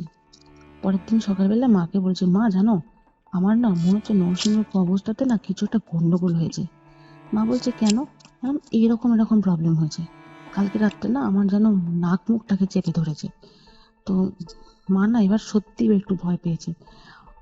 ও কোস্তাব আরেকটা কথা বলতে ভুলে গেছি, হুম হুম যেদিন পুজোটা হয়েছে সেই দিন রাত্রেবেলা সেদিন রাত্রেবেলাতে কাটার পরে পরের দিন সকালে আমার পাশের বাড়ি যে পিসি থাকতেন তিনি বলছেন যে বৌদি তোমার কি রাত্রেবেলা খুব কষ্ট হচ্ছিল? মা বলছে কেন বলো তো? বলছে না তোমার জানলার কাছ থেকে না প্রচন্ড একটা গোঙানির মানে কষ্টের কান্নার আওয়াজ আমি পাচ্ছিলাম। এবার আমি ভাবছি কি যে বোধহয় বৌদি তোমার কষ্ট হচ্ছে। আমি ভাবলাম যে একবার আমি দুবার আমার ওনার আর আমাদের জানলা একদম কাছাকাছি, মানে হাত বাড়ালেই পেয়ে যাবে জানলা, এতটাই কাছাকাছি বাড়ি। বলছি আমি ভাবলাম যে একবার ডাকি যে বৌদি কষ্ট হচ্ছে কিনা। তা ভাবলাম অনেক রাত্রি হয়ে গেছে, কি কি ভাববে। তো খুব একটা কষ্টের আমি কান্নার আওয়াজ পেয়েছি। মা তখন না বুঝতে পেরেছে। মা বলছে হ্যাঁ আমার কষ্ট হচ্ছিল একটু রাত্রেবেলাতে। আর যেদিন পুজোটা হবে সেদিন তো ওই ঘরটা পরিষ্কার পরিচ্ছন্ন করা হয়েছে, সেদিনকে আমি মা বাবার সাথে শুয়েছিলাম। সেই দিনও কিন্তু আমার পায়ে নিঃশ্বাস ফেলেছে, শরীরে উঠতে পারেনি, আমার পায়ের কাছে নিঃশ্বাসটা পড়েছে প্রায় 10 থেকে 15 মিনিট। এই দুটো কথা আমি বলতে ভুলে গেছি। তো মা বললো, এবার আসল জায়গাটাতে আসি। মা বললো ঠিক আছে তুই এবার তাহলে আমার সঙ্গেই শো, আর তোকে কখনো একা শুতে হবে না। এবার আমার একটু পিছনে ভয় ঢুকেছে তখন। আমি বলছি ঠিক আছে তোমার সাথেই আমি শোবো। রাত্রে শুয়েছি, আমি শুয়ে আছি, তখনও লাইট বন্ধ হয়নি, মা চুল বাঁধছে। আমি পাটা ক্রস করে শুয়েছি। কৌস্তব সঙ্গে সঙ্গে আমার পাটাকে সরিয়ে দিল, সেম পাটাকে সরিয়ে দিল। আমি তাকিয়ে আছি মায়ের দিকে, মা দেখছে কিনা। দেখছি মা আপন মনে চুল আঁচড়াচ্ছে। আমি আবার পাটাকে, আমি তাকিয়ে আছি, আমি তাকিয়ে তাকিয়ে দেখছি আমার পাটাকে টেনে ফেলছে। মানে এর থেকে মানে খারাপ, পাটা ক্রস করছো, পাটাকে ওপেন করছো। হ্যাঁ এর থেকে খারাপ জিনিস আর কিছু হয়? মানে তোমার প্রাইভেট পার্টের দিকে যেতে চাইছে। ইন্টেনশনটা, হ্যাঁ। কিন্তু এগোতে পারছে না বা এগোচ্ছে না, এরকম একটা কিছু হবে। এবার আমি তাকিয়ে দেখছি যে মা দেখছে কিনা। দেখছি না, মা তো চুল বাঁধছে। আবার আমি পা ক্রস করেছি, আবার আমার চোখের সামনে আমার পাটাকে সরিয়ে দিল। এবার আমার মাথার কাছে আঁকড় পড়ছে, বালিশে সেই আঁকড় পড়ছে। আকর মানে কি, আঁচড়ের কথা বলছো? আঁচড় করছি, হ্যাঁ হ্যাঁ, বালিশে আঁচড় পড়ছে। ততক্ষণে মা এসে শুয়েছে, আমি মায়ের সাথে গল্প করছি, কিন্তু কন্টিনিউ আঁচড়ের আওয়াজটা কিন্তু আমি পাচ্ছি। এটা কন্টিনিউ চলতে লাগলো, আর কিছু প্রবলেম হতো না। এই জিনিস যেহেতু মা আমার পাশে শুতো, আর কোনো প্রবলেম আমাকে ফেস করতে হয়নি। শুধু এই আঁচড়টা কাটতো, আর যতক্ষণ না মা বিছানায় শুতো একটা যেন নিঃশ্বাস পেতো, কিন্তু মা যখন শুতো আর হতো না, আমি নিশ্চিন্তে ঘুমোতাম। এবার 2016 সাল তখন, হ্যাঁ। এবার আমার আস্তে আস্তে তখন বিয়ে ঠিক হয়েছে, তো একদম ফাইনাল হয়ে গেছে বিয়ে। তো ওই যে মাস্তুতো দিদি, ও বললো যে একটু আমাদের বাড়িতে আয়, কয়েকটা দিন ঘুরে টুরে যা, এবার তো বিয়ে হয়ে গেলে কবে আসবি না আসবি। ঠিক আছে। তো ওই দিদি এসেছিল আমাকে নিতে। তো ওরা সব জানে যে পুজো টুজো করা হয়েছে, আমি এখন ঠিকঠাক আছি, কিন্তু মাঝখানে যে আবার এই প্রবলেমটা শুরু হয়েছে তখনও আমি কিছু বলিনি ওদেরকে। তো ওদের বাড়িতে গেছি, গিয়ে গল্প গুজব করে সন্ধেবেলায় ওই জামাইবাবু এসেছে, ওই জামাইবাবুকে আমি দাদা বলি, ওই দাদা এসেছে গল্প করতে। আমি যে ঘরে শুতাম, ওই ননদের ঘরটাতে, ওই ঘরটাতে আমি বসে আছি একদম খাটের কোণে। ওই দাদা এসে খাটের ধারে বসে, তখন সন্ধে 6টা 6:30 বাজছে, গল্প করছে, মুড়ি খাচ্ছে আর গল্প করছে। হঠাৎ বিছানার একটা মিডিল পয়েন্ট থেকে একটা ভাইব্রেশন হয়েছে, ও লাফ মেরে উঠে পড়েছে। বলছে বিছানাটা ভাইব্রেশন হলো কেন? দিয়ে আবার গল্প করতে আরম্ভ করেছি। ওই জায়গাটাতেই বলেছি, আবার ওই জায়গাটা থেকে না একটা ভাইব্রেশন হয়েছে। মানে কি বলতো, ছোটবেলায় সেই নোকিয়া ফোন টোন গুলো যেরকম একটা ভাইব্রেশন হয় না, ওই জিনিস, ওই মোবাইল যদি খাটের তলায় রেখে দাও, বিছানার তলায়, যেরকম বুঝতে পারবে ওই রকম। ও উঠে পুরো তোষক ফোষক একদম ক্লিয়ার করে দেখে ঝেড়ে ফেললো। ও ভেবেছে ওর ছেলে বোধহয় ছোট ফোন টোন ঢুকিয়ে ফেলেছে, কারণ ভাইব্রেশনটা ওই ফোনের মতনই, হ্যাঁ। ঢুকিয়ে ফেলেছে, কিচ্ছু হয়নি, কিছু নেই, সরি কিছু হয়নি বলছে, কিচ্ছু নেই। এবার 3-4 বার ও ওই ভাইব্রেশনটা পেয়েছে। এবার আমি যখন বসেছি, আমি কিন্তু পাচ্ছি না, আমি কিন্তু কন্টিনিউ তারপরে ওটা দেখার জন্য 1/2 ঘন্টা বসে গল্প করেছি, কিন্তু আমি পাইনি। এরপর ওই আমার ওই দিদির যে আরেক ননদ, তার বিয়ে হয়নি তখনও, ও এসেছে অফিস থেকে, এবার এসে গল্প করবে, ও সেম জায়গায় বসেছে, ও সেম জায়গাতে আমার ভাইব্রেশন পেয়েছে। মানে আমি বাদে সবাই পাচ্ছে ভাইব্রেশন। মানে কি হতো? মানে মানে আমি বলতে পারবো না, ওরা যেন বলছে যে খাটের তোষকের তলায় মোবাইল আছে, মোবাইলের ভাইব্রেশনটা ঠিক পার্টিকুলার ওইটুকু জায়গাতে, কিন্তু মোবাইল নেই, ওর মধ্যে মোবাইল ছিল না। কারণ তোষক টোষক ক্লিয়ার করে দেখা হয়েছে, চাদর তোষক তুলে ফেলা হয়েছে, মোবাইল পাইনি। কিন্তু 8 থেকে 10 বার ওরা দুজনে ওখানে ভাইব্রেশন পেয়েছে, আমি বাদে। আমার দিদি পেয়েছে, আমি বাদে, আমি পাইনি। সেদিন রাত্রেবেলা গল্প টল্প করে আমি শুয়েছি আর একাই ঘুমাচ্ছি। আমার ঘুমটা ভাঙলো কৌস্তব একটা অদ্ভুত আওয়াজে। জানলাটা ওদিকের মানে আমার বাঁদিকে একটা জানলা ছিল, মাথার পিছনে একটা জানলা ছিল। আওয়াজটা ঠিক মানুষ আর কুকুর দুটো মিক্সড করে একটা সে একটা ঘড়ঘড়ানি একটা এই আওয়াজটা আমি কন্টিনিউ পাচ্ছি আমার জানলার বাঁ দিক থেকে। আমি শুয়ে ভাবছি এটা কিসের আওয়াজ, কুকুর ঢুকে পড়লো? কুকুর অনেক সময় মারামারি করতে গেলে এই আওয়াজটা হয়।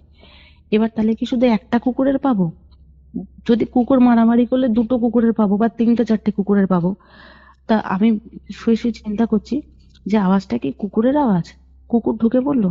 কিন্তু ওর বাবা তো মানে ওই দাদার বাবা তো দরজা দিয়েছে, আমার চোখের সামনে দরজা দিল, তাহলে কুকুর কি করে ঢুকে পড়লো? তাহলে কি আগে থেকে ঢুকেছিল? এটা চিন্তা করছি আর ভাইব্রেশন বলছি, আর ওই ওই আওয়াজটা কিন্তু কন্টিনিউ হয়ে যাচ্ছে, মানে একটা রাগ, কিসের রাগ আমি বুঝতে পারছি না। এবার আমি তখন ভাবছি যে ওদের বাড়িতে তো সব রকম ঠাকুরের পুজো হয়, এখানে খারাপ কিছু হবে না বলে আমি ঠাকুর নাম করতে করতে না কখন ঘুমিয়ে পড়েছি আমি জানি না। তো এই ব্যাপারটা ওদেরকে আমি কাউকে বলিনি। পরের দিন সকালবেলা ওই যে বান্ধবীটা বলেছিলাম যে আমাকে মাথায় ঢুকিয়েছিল এই ব্যাপারটা, ও এসেছে, ওর দাদা এসেছে। তো সারা দিনটা যেরকম যায় গল্প টল্প করে এবার সন্ধেবেলাতে খাওয়া দাওয়া, রাত্রেবেলা খাওয়া দাওয়া করে আমরা, আমার দিদি বলল কি যে ওপরের ঘরে তোরা বসে গল্প কর। আমি, ওই দাদা ছিলাম আর ওই বান্ধবীটা আর তার দাদা। আর দিদি বলল যে তোরা বসে গল্প কর, আমি বাচ্চাটাকে ঘুম পাড়িয়ে এসে জয়েন করছি। ওদের ওপরে ঘরে একটা ডাইনিং এর মতো আছে, ওখানে না চৌকি পাতা, ওখানে ওরা 3জন বসে আছে। আর চৌকি থেকে নেবেই দেওয়ালে প্লাগে আমি সেই মুহূর্তে আমার মোবাইলটা চার্জে দেবো বলে পয়েন্টটা জাস্ট মোবাইলের চার্জারটা গুঁজছি। ফ্যানটা, ওদের যে ফ্যানটা চলছিল বিভৎস জোরে, ফ্যানটা আওয়াজ হয়ে আগুন ধরে গেছে।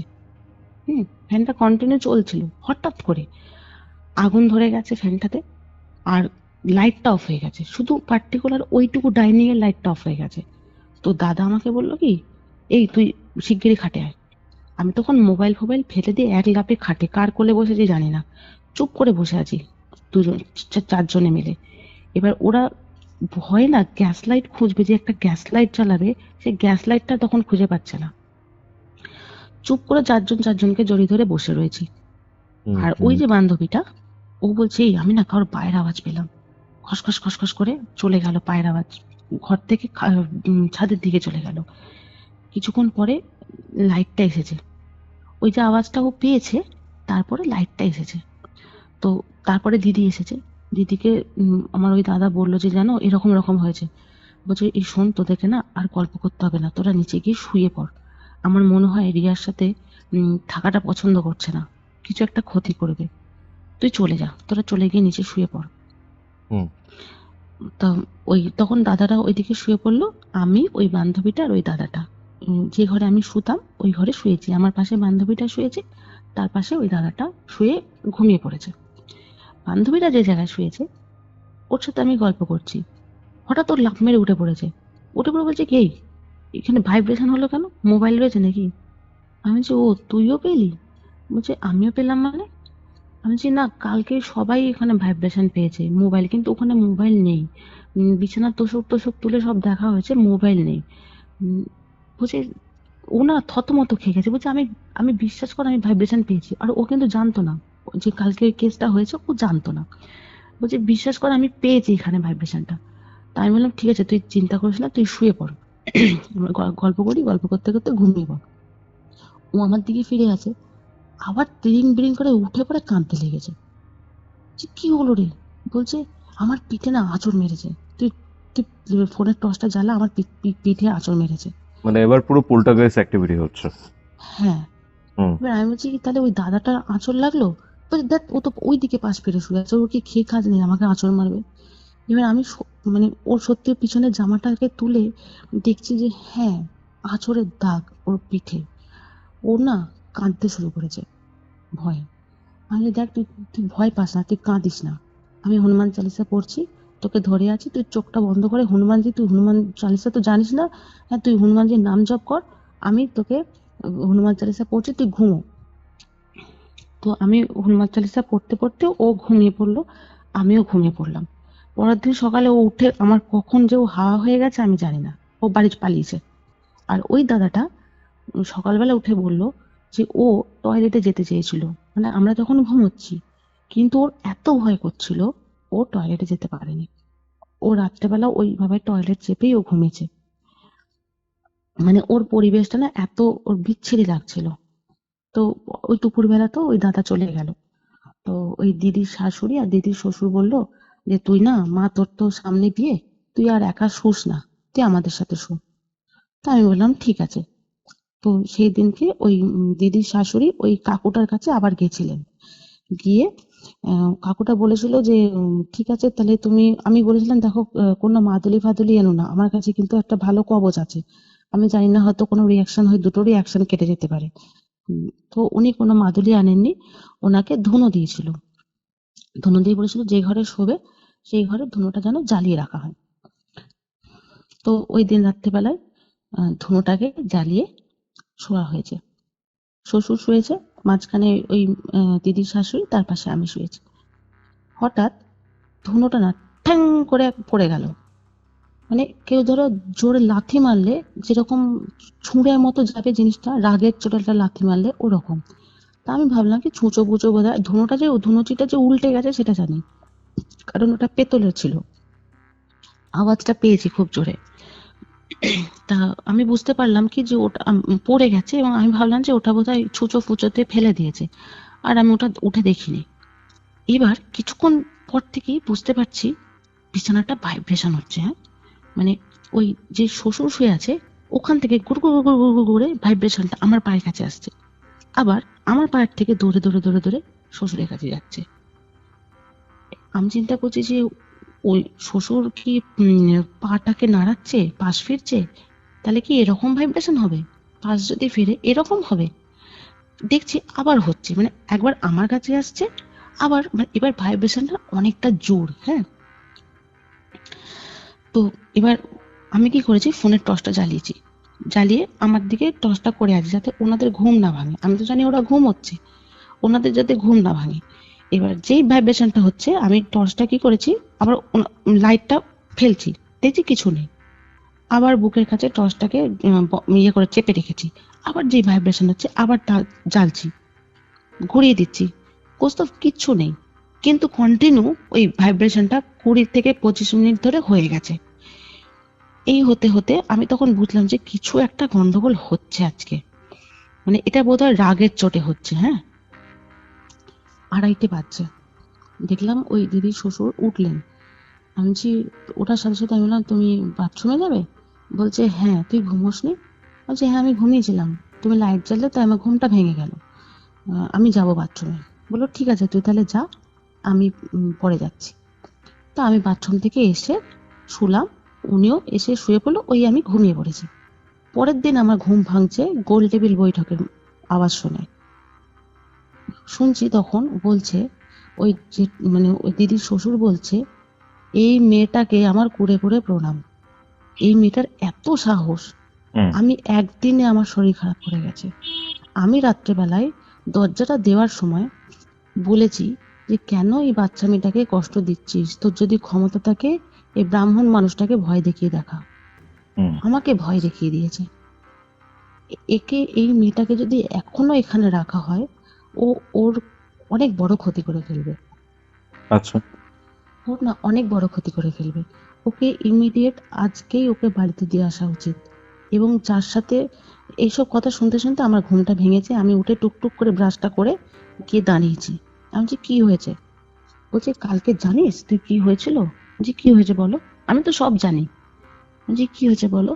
বলছে কালকে রাত্রে ধনুচিটাকে লাথ মেরে ফেলেছে, দেখ ধনুচিটা দু টুকরো হয়ে গেছে। ইঁদুরে ফেললে, ছুঁচোতে ফেললে কি দু টুকরো হয়ে যায়? আমি রাত্রেবেলা কিসের বলে, ধনুচি ছিল ওটা? পেতল? পেতলের। হ্যাঁ পেতলের দুয়াতখানা হয়ে গেছে? হ্যাঁ, মানে পেতলের যেটা হ্যান্ডেলটা, হুম। ওই হ্যান্ডেলটা একদিকে হয়ে গেছে আর দেহটা একদিক হয়ে গেছে। আমাকে দেখাচ্ছে। আর আমি শোয়ার সময় বলেছিলাম যে কেন বাচ্চা মেয়েটাকে কষ্ট দিচ্ছিস, ক্ষমতা হুম। থাকলে আমাকে কষ্ট দে, আমাকে দেখা, তুই কত বড় শক্তিশালী, আমাকে দেখা। আমার আমার একদিনেই অবস্থা খারাপ হয়ে গেছে মা, তুই চল তোকে আজকে বাড়িতে দিয়ে আসি। আমি বললাম চলো। দিয়ে সেদিনকে বিকেল বেলাতে কোনো রকম খেয়ে দে আম, আমরা বাড়িতে আসা, মানে অজস্র বৃষ্টি সেদিনকে, এত বৃষ্টি মানে কিছু দেখা যাচ্ছে না। এটা কোন সে- মাসের কথা বলছো? ও তখন বোধহয় জুলাই ফুলাই হবে, আর এটা কোন সাল চলছে তখন? 16 সাল। মানে 4 মানে বছর, হ্যাঁ, মানে 4 5 বছর। বছর টেকনিক্যালি। হ্যাঁ, আমার তখন বিয়ে ঠিক হয়ে গেছে হুম হুম মোটামুটি। হুম হুম। এবার তখন প্রচন্ড বৃষ্টি, সেই বৃষ্টির মধ্যে মনে হয় যেন কিছু দেখা যাচ্ছে না। আমি, ওই দিদির শ্বশুর, দিদির শাশুড়ি আর ওই দিদি, 4 জনে মিলে আমাকে বাড়িতে দিতে এলো।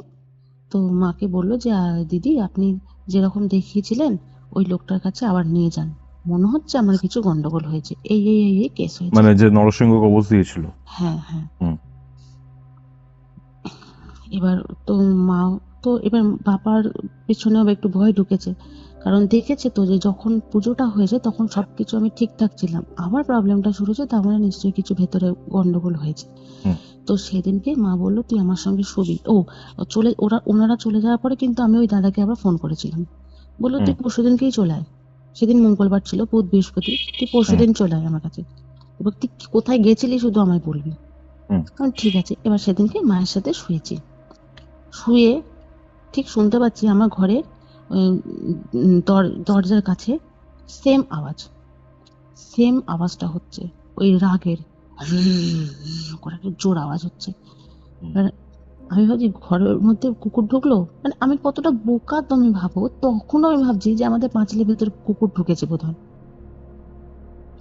আবেশের মধ্যে, মানে নিজের এক্সিস্টেন্সটাকে বুঝতে দিতে চায় না বা তোমাকে মানাতে চায় না, কারণ হ্যাঁ তুমি তো তাহলে নড়ে চড়ে বসবে খুব বেশি, হুম, তাই না? হ্যাঁ এবার তুমি যদি নড়ে চড়ে বসো তখন ওর পক্ষে জিনিসটা আরো টাফ হয়ে যাবে। হ্যাঁ। আর আমি যে এত কিছু হয়ে গেছে কৌস্তব, আমার ভেতরে কিন্তু ভয়ের ভয় নেই, আমি হুম কিন্তু ভয় পাচ্ছি না, হুম কিন্তু একটা যে অস্বস্তি হচ্ছে আমি এটাকে চাইছি কাটাতে। তো এবার আমি ভাবছি কি মাকে ডাকবো, থাক বেচারা ঘুমোচ্ছে আর ডাকবো না, যদি ভয় পেয়ে যায়। তো হুম মাকে আর ডাকিনি। হ্যাঁ। হুম হুম ও আসলে আচ্ছা ঠিক আছে, এটা আমি বলতে ভুলে গেছি আসলে একটা ব্যাপার। হুম। তো এবারে পরের দিন সকালে মাকে মাকে বলছি কি যে মা কালকে যেন একটা কেস হয়েছে। মা বলছে কি, আওয়াজ শুনেছিস? আমি বলছি হ্যাঁ। বলছে আমিও শুনেছি। বলছি তুমিও শুনেছো? বলছে হ্যাঁ। আমি ভাবলাম তুই ঘুমোচ্ছিস, তোকে আর ডাকেনি, তুই যদি ভয় পাস। হুম। বলছি মা আমিও শুনেছি। ঠিক কোথা থেকে শুনছিলে? বলছে তো ফ্যানের কাছ থেকে, ফ্যানের ওখানে দাঁড়িয়ে ছিল, মনে হচ্ছিল যেন ওইখান থেকে আওয়াজটা আসছিল। বললাম তুমি ঠিক বলেছো মা, ওখান থেকে আওয়াজটা আসছিল। এবার তার আগে একটা ঘটনা বলতে ভুলে গেছি। আমার মাস্তুতো দাদা এসেছিল, ঠিক আছে, আচ্ছা। দাদা বৌদি এসেছিলেন। এই যে মাস্তুতো দিদির বাড়ি গেলাম হুম তারও হুম কয়েক মাস আগে হুম এসেছিল। তো আমি বাড়িতে তখন ঘরে আমার একা শুয়েছি, ভোর হুম হুম 3টে 3:30। হুম আমি স্পষ্ট বুঝতে পারছি যে আমার মাথার কাছে দাঁড়িয়ে আছে। হ্যাঁ। আর আমার একটা গরম হাত আমার গলা থেকে আমার চুলটাকে সরালো, আচ্ছা। সরিয়ে তার মুখটা আমার গলাতে, এটা আমি বুঝতে পারছি। আর গলার ডান দিকটা না মনে হচ্ছে পুড়ে যাচ্ছে, এত এত গরম, মানে পুড়ে যাচ্ছে জাস্ট। হুম হুম আমি চুপ করে শুয়ে আছি, আমি নড়তে পারছি না, চড়তে পারছি না। ঠিক 10-15 মিনিট পর আস্তে আস্তে ওই গরম মুখটা সরলো, আমার শরীরটা আবার ওই জ্বালাটা কমলো, মানে ওই যে গরম ভাবটা সেটা কমলো, আস্তে আস্তে ঠিক হলাম। হুম হুম এটা গেল। আমি কিন্তু পরের দিন মাকে কিছু বলিনি এই ব্যাপারটা, হুম তারপরে এত ঘটনা ঘটেছে। এবারে তো বৃহস্পতিবার ওই দাদার কাছে আবার গেলাম, গিয়ে ওই দাদা কি সব করলো, একটা ওই যে মানুষের হাড় ফাড় নিয়ে না একটা কি সব করলো। বলছে তোর তুই না কোনো মরা বাড়িতে চলে গেছিলি? আমি বলছি হ্যাঁ, আমি না আবার আমার পাশে আর একজন দাদু মারা গেছিলেন, আমি ভুল করে তার বাড়িতেও চলে গেছিলাম। সেখানেও গিয়ে গন্ডগোলটা হয়েছে, বুঝেছো তো? তোমার এটা খেয়াল ছিল না আগের বারেও সেম ব্যাপার হচ্ছে, তুমি না তারপরে এইসব পরে আবার ওখানে গেছো? না, আমার খেয়াল ছিল না, আমি চলে গেছিলাম, তুমি খুব তোমার দিক ভালো থেকে অনেক ক্যাজুয়াল বিহেভিয়ার ক্যাজুয়াল শো ছিলাম। করছো। হুম। এবার আমি ওই দাদুকে ভীষণ ভালোবাসতাম, হুম। এবার চলে গেছিলাম ফট করে। এবার তার ফলে ওই ব্যাপারটা হয়ে গেছিল। তো আবার কি এই এবার অবস্থাও খারাপ হয়েছে?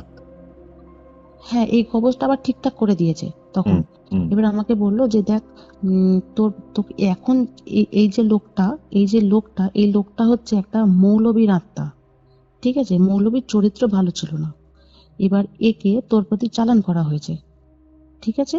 এবং তুই যে আওয়াজটা শুনেছিস, ওই লোকটা অনেক বড় সড়ো একটা মানুষ, যার জন্য তুই অত গভীর একটা আওয়াজ শুনেছিস, ঠিক হুম। আছে?